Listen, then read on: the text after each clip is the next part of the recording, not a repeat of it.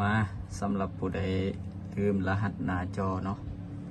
Oppo A18 เนาะ A18 Oppo A18 นี่เนาะ A18 เป็นรุ่นใหม่ๆเนี่ยเนาะหรือว่า Oppo คล้ายๆกันเนาะตั้งแต่ A52 53ขึ้นไปเนาะ A16 A พวกนี้มันจะคล้ายๆกันเนาะเวลาปลดก็คือลืมรหัสเนาะใส่ยังก็บ่ถึงเนาะนี่เนาะใส่ยังก็บ่ถึงเครื่องที่เฮาสิมาสาธิตให้เบิ่งก็คือมันบ่มีมิวเนาะเครื่องบ่มีมิวความหมายก็คือหลังจากเฮาล้างรหัสหน้าจอออกแล้วแม่นสามารถเข้าไปใช้งานได้เลยเนาะโดยที่บ่ติดมิวเนาะสำหรับเครื่องผู้ใดที่ว่า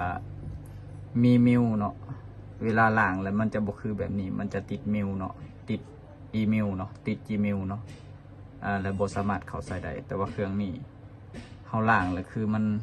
ออกเลยเนาะรหัสหน้าจอเนาะมาเบิ่งกันเลยเนาะลำดับที่อิดก็ให้เฮาปิดเครื่องเลยเนาะมีปุ่มปิดเปิดกับปุ่มเพิ่มเสียงเนาะพร้อมกัน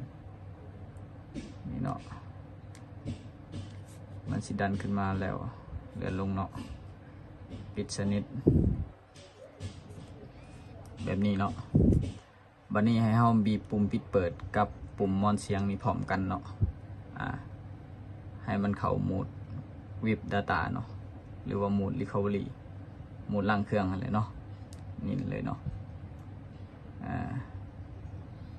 หลังจากเครื่องขึ้นแล้วให้ปะปุ่มปิดเปิดเนาะจงไว้แต่ปุ่มมอนเสียงนี่เนาะนี่เนาะสังเกตอยู่นี่เนาะกำลังเข้าเนาะหลังจากนั้นมาเลือกเป็นภาษาอังกฤษเนาะแล้วเลือก Format Data เลยเนาะนี่เนาะอันนี้ใส่รหัสตามที่เขาให้มาเลยเนาะรหัสโค้ดตัวนี้เนาะก็ใส่ไปเลย4267เนาะ4267เนาะหลังจากนั้นแล้วก็มันดันขึ้นมา Format ใส่ Format เลยเนาะหลังจากนั้นก็มีแต่รอเนาะเรียบร้อยเนาะโอเคไปเลยหลังจากนั้นแล้วก็รอเนาะรอจนกว่าเครื่องจะขึ้นมาเครื่องขึ้นมาก็สิใส่เวลาดนเติบเนาะเพื่อจะผ่านไป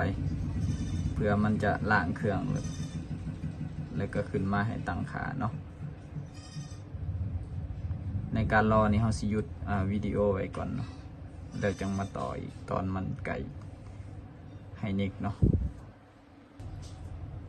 หลังจากเรารอดนเติบเนาะมันก็สิขึ้นมาแบบนี้ถ้ามันขึ้นมาแบบนี้เลยไก่สิฮอดขั้นตอนมันให้นิกแล้วเนาะมีแต่รอไปอีกหน่อยนึงเนาะ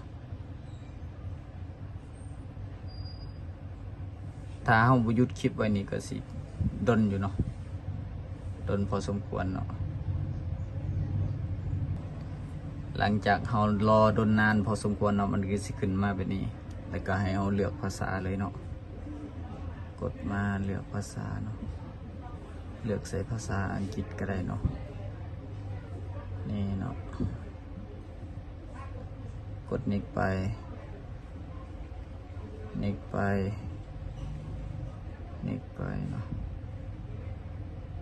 มันบวกขึ้นกากระแจแสดงว่าได้เนาะผ่านเนาะตัวนี้กดข้ามเลยเนาะมันให้เสื่อม Wi-Fi เนาะเสื่อมเลยเนาะผู้ใดที่มี Wi-Fi ก็เสื่อมไปเลยผู้ใดบ่มีก็ปล่อยจากมือถือใส่เนาะไปเลยบัดนี้ตัวนี้มันก็สิใส่เวลาดนเติบอยู่เนาะ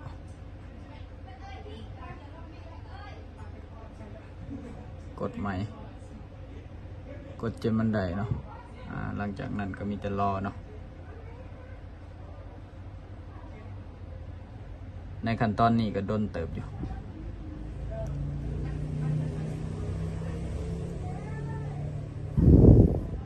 ประมาณ 2-3 นาทีเนาะ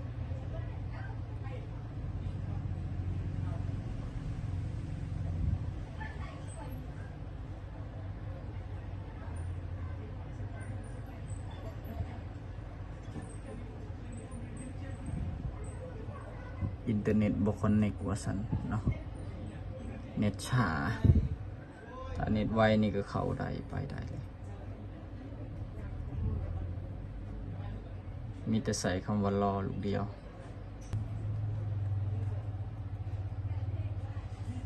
มาฮอดนี้เนาะดนก๊อปปี้เนาะก็คือบ่ก๊อปปี้เนาะหลังจากนั้นรออีกครั้งเนาะ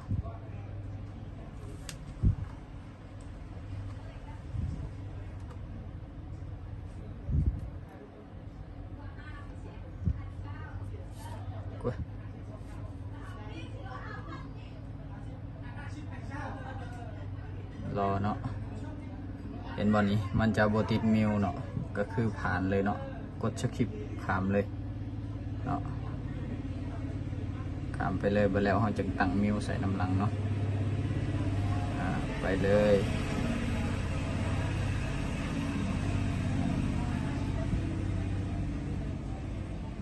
นี่เนาะซ้ำนี้เนาะหลังจากมันเข้ามาแล้วก็แม่นได้เลยเนาะตัวนี้ก็ใส่เวลาอีกหน่อยหนึ่งเนาะแต่ละอย่างมันใส่เวลาเบิดเนาะขึ้นกับอินเทอร์เน็ตเฮาสาหรือไวเนาะมาวันนี้ก็สิให้ใส่อีเมลเนาะแต่ว่าบ่ใส่เนาะข้ามเลย หลังจากนั้นมาเลือกเอาเนาะว่าสิเอาแบบใดเอาแบบนี้เนาะไปเลยเนาะหลังจากนั้นให้มากดตัวนี้เนาะรอเนาะจะหน่อยวับมาเลยนี่เนาะมาแล้วเนาะถ้าเป็นแบบนี้ก็คือ